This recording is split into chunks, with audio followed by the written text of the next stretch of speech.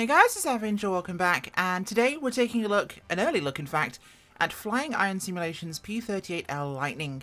Now, for clarity, this was given to me as a review copy, and of course I will remain unbiased throughout as always, but this aircraft is an icon. The P38L Lightning is a single-seat piston-engine fighter served during the Second World War from 1939 through till 1945. The Germans called it the Fork-tailed Devil, and the Japanese called it Two Planes, One Pilot, as you might guess. Now, it served as a fighter-bomber, a night fighter, a long-range escort, photo-reconnaissance aircraft, and a general fighter, and it was incredibly capable.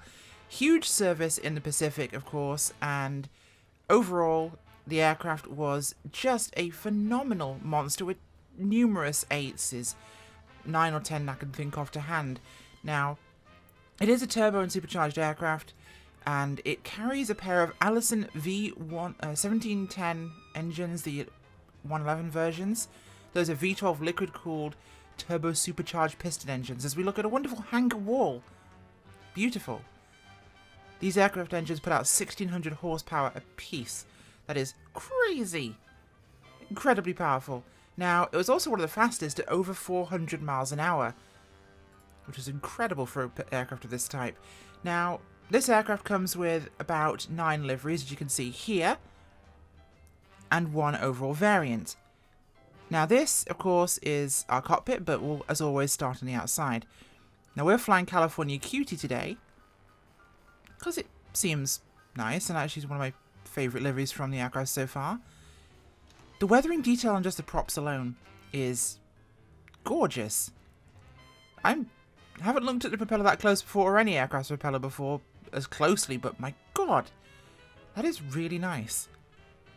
Now, I don't see any memes including textures as they wrap around under engines, apart from perhaps a kink at a panel line there, but hey, semantics be semantics, right? What's in the gear well? Let's be critical. Okay, actually looks decent. Okay, that's rather nice. Now, drop tanks, of course, as mentioned, got the, I think those are outlets for the air at the back, and intakes to control engine temperature, of course. This does have a lot of engine management in it. Well, not necessarily management, but it has engine system depth. You can blow them up, you can treat them badly, you can damage them, so you will have to look after your temperatures on this aircraft and not run it too hard. The liveries are beautifully weathered. This is stunning. And look at that detail. Oh my god. Huh. That is really nice. Kind of stuck for words there, but the cockpit is fantastic, and for once, I can fly a fighter with my yoke and not feel out of place. I'm happy. But this looks like I've climbed to the cockpit of a P-38. Now, I do have a criticism. The click spot here, at the back of your seat on the left side, is for the tablet, which you can only unstow and stow by clicking there. I did mention this to the guys, and one of the developers, Got Gravel, who works on the dynamic side of things, did mention it would be on the update list to move it somewhere more convenient, because it is a pain to get this out and stow it from behind you, especially when you're flying. But what does this give us? Well, apart from a lovely splash screen, which you can't click, but it does give you checklists, all the aircraft checklists in a more realistic fashion than, you know, the sim checklists here, which of course do work. Now, we can go through all the engine start, before start, after start, takeoff, approach, and shutdown checklists. Some of those aren't complete. This might be because it's a preview version. We have all our speeds here, which is fantastic. Really useful reference there to know. Live data, what the tanks are doing, configuration, engines, information. And this is something I really like. Now, you could turn off engine damage if you want to fly it without that, if you just want to casually fly the aircraft.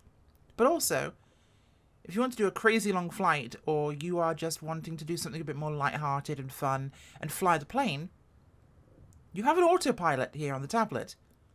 No, it's not realistic, but I don't care. I think that's a great feature, because along with the ability to set, for example, obviously yoke visibility could be controlled here, but it could also be controlled by clicking down at the bottom of the yoke. You could turn on engine damage, You can turn on and off the gun sight there. Completely remove it for a post-war civilian or photo reconnaissance version. And you could turn on a Garmin GNS 430. Now you can also do this by clicking on that panel, I believe. It's in the manual, but I'll have to check. But you get the ability to use that if you want it. So it could be a post-war recreation. Now, it's kind of a post-war recreation because you do have these permanently. But for most flight sim purposes, they are necessary. So it's going to be useful to have. 1, 2, 0, 0. Let's just set ourselves to a VFR frequency. And we have a comm radio, which is fantastic. It's the basics you'll need. Now I'm going to do the test here with the engine damage off, because I don't want to blow this up. I'm very inexperienced with the aircraft. So let's put the tablet away. Now, okay, so we'll notice here we have these for the windows, which we'll not do yet.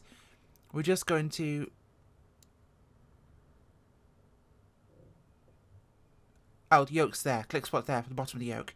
Okay, so we're going to start the aircraft up. Let's get ourselves ready to rock and roll here, because we want to get ourselves out of here in a reasonable time. So all those are on.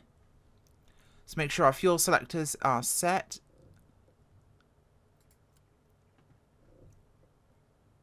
We'll set to the main tank. There we go. Gear is confirmed down. Parking brake will need to be set. This is our oxygen, which you will need above 12,500 feet, because it does simulate that. Of course, you can deal with the drop tanks with this as well. You can deal with all sorts of visibilities. You can feed from the tanks. You can control a bunch of the settings. The manual is there. It is a work in progress, and along with the aircraft, they are planning to produce another bunch of other features for this and give people a really immersive experience for this aircraft. It seems to be a passion project for the guys there, and I can tell. Okay, so that is set there. We have fuel. I need to get my boost pumps on. Where did they hide those again? Because I did this last night as a quick test. Ah, here they are. Yes, they're hidden down here. Again, a view, camera view for this would be useful, because it's in a painful spot. As camera views wise, we have a slight improvement over the nose, which isn't anything really. A generic one and a panel one. I think a lot more could be done with these cockpit views in the sim by developers. That could be a good thing to be seen. Okay, so boost is on. Let's prime the engine. The clicking of the switches and sounds is really nice in this aircraft. Give it a prime. Okay, so what we do here is we energize the engine and then we start it. So magneto's main on. So what we're going to do here is we're going to engage, energize the left engine, listen to the tone come up once it peaks, and just wait for this sound.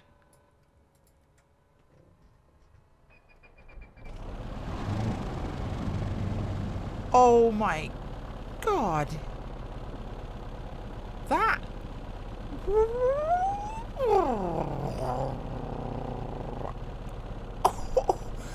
I'm sorry, I'm having a moment. Yes, that's... I've not heard that yet in a Flight Sim 2020 aircraft. Alright, let's do the right engine.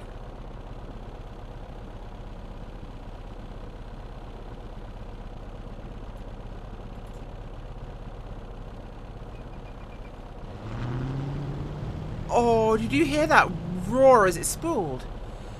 The one thing that blew me away last night was the sounds in this aircraft. They are stunning. Okay, boost pump should be left on always, but not to emergency. That's for takeoff. Parking brake is set. Flaps are forward. Generator covers are closed. Mag's good. Fuel is good. Let's get our yoke back, shall we?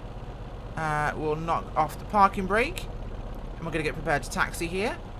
Let's close up our canopy, which can be achieved by clicking here, which closes the canopy upper part, and we leave these side windows, which you can then hit with the mouse wheel, which are just click to go up. They're not staged at all. One latch closes both. Okay, big difference in sound when you close that. That is quite nice. Now, the P38 uses counter-rotating props.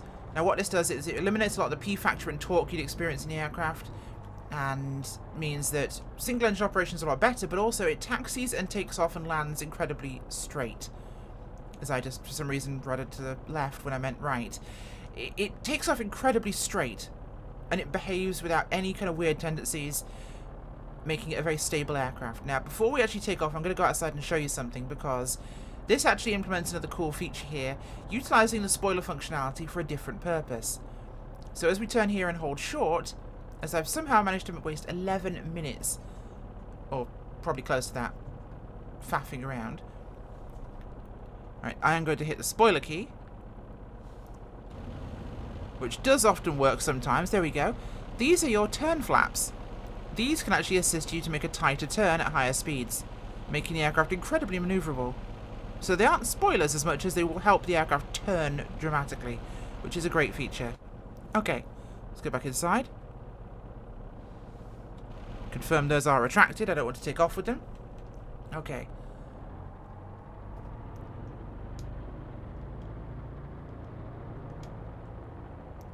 Taxi out here to the runway at Orcas Island. As always, my test airport. Let's give this thing a run. Big power kick in. It launches forwards very fast. And it flies off the runway. But you've got huge Allison engines here, so I'd not expect less. The aircraft really gets up and goes. You want to get those gear up ASAP because they are very draggy. I think perhaps the bar in front of the gun sight on the cockpit front window is a little overly weathered. Considering it's right in my face, that is something that perhaps I find a little dramatic, if I'm going to be critical. The instrumentation in here and the detailing in the cockpit is stunning, but I think that's a little bit crazy, that bar, just the grey bar here. Little much for me. Reflections can be a little strong in the lighting in the sim, but that's partly 2020. So let's give those turn flaps a go, shall we?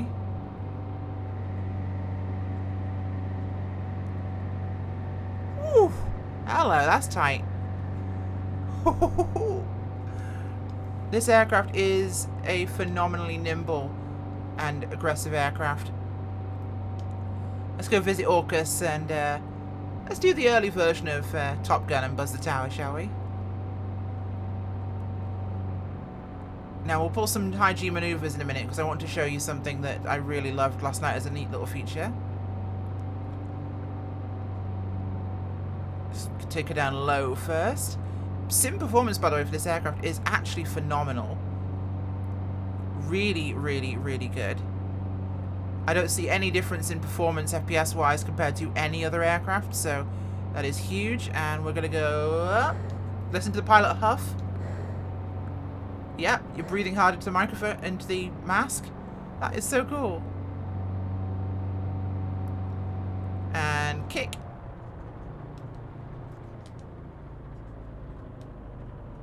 Hello, world.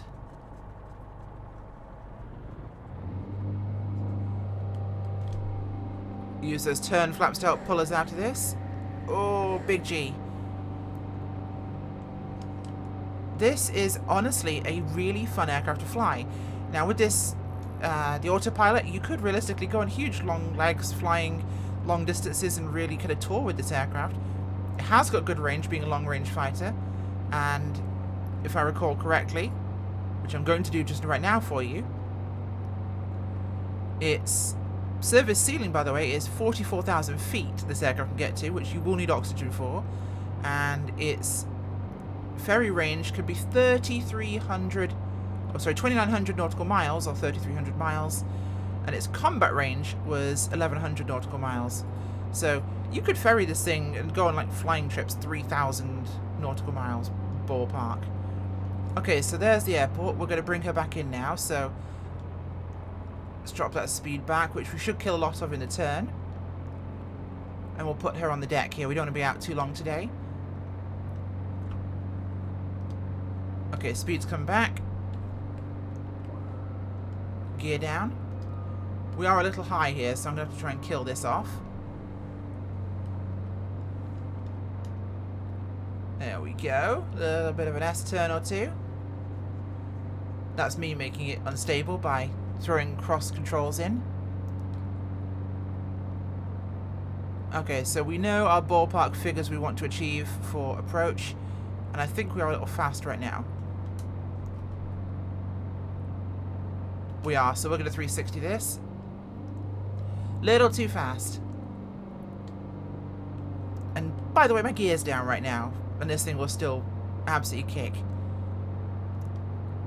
But it feels much more sluggish with the gear down. You can definitely feel the drag, which is different to a lot of sim aircraft that I could really feel how much drag this has put out. It's almost as though they've somehow combined the spoiler effect of the actual in-game spoiler with the gear. Because no other aircraft feels this draggy with its gear down. Most just feel a little heavier maybe, or not really noticeable, or you can't even tell the gear's down. This one feels a lot heavier with the gear. Okay, field is in sight behind us. Okay, speed is much, much more appropriately low now. I was being a little optimistic, I think, with that one. Okay, we have flaps. So I need to be coming about 170 here, which we're a little bit low for. And we're going to come over the fence at 110. So let's straighten the aircraft up here. Stabilize trim. A little off axis, but that's fine.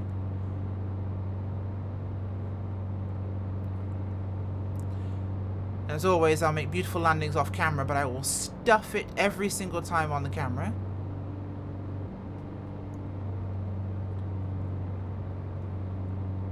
Little bit under power here.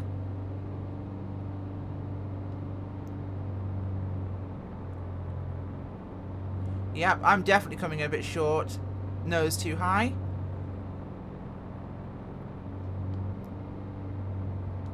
This is going to hit. Okay, that was positive. I will call that positive rather than heavy. I definitely was a bit slow there, and I don't think I had enough flaps out for my landing, which definitely contributed, but it was surprisingly forgiving. Like, I didn't feel it wanting to bite when I pulled the nose up a bit. It didn't seem to really want to kind of punish me for that. I think because I had so much engine power here, I could use that throttle to arrest my descent. I was very much in the kind of the drag curve on that approach, which is something you'd normally do with a bush plane, but I was using the throttle to change my point of impact more so, and when I came in for that final flare, I gave it a bit more throttle just to kind of round out the descent rate. And with these powerful engines, you can do that. It will pull it through the air at a silly rate. What do I think? Now, as I said at the start of the video, this was given to me very graciously by the developers as a review copy, and this releases later today or tomorrow, depending on your time zone. They are in Australia, and therefore exist in a weird twilight zone of time, which I don't understand. Now, ballpark price, I believe, will be likely similar to the Spitfire. I can't confirm. But, like I said, this was given to me as a review copy very graciously. But, to be fair with them, I do have to be critical, because it's my job, is to be honest. Now, I love this. I really do love this. This is a fun plane. It flies very well. It looks great. It has amazing sound. I really apologise I didn't go outside the cockpit during the flight, because I was loving my experience too much. I'll give you a full run up here. Ooh, okay, it doesn't even want to stay still on the brakes. That was full brakes. And it still wants to run on me. Now, if I'm being hypercritical, yeah, that is a little bit overly weathered, but it's not a big deal. The click spot for the tablet is something that was in the aircraft by default. It's something I brought up to them last night that I found to be an issue.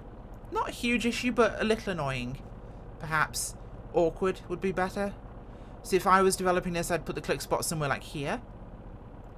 I realise that this is where you'd likely stow a tablet, and thus grabbing it where it's from makes sense, but in practical terms, you aren't putting your hand down to the side and pulling it out. You have to look around and reach for it, so a more visible click spot would be a good idea. Like I say, somewhere maybe along here would be a good one. You've got spare room there, it would work, invisible click spot, happy days. Now that does say in the manual that you can click the speed placard and this will appear and disappear.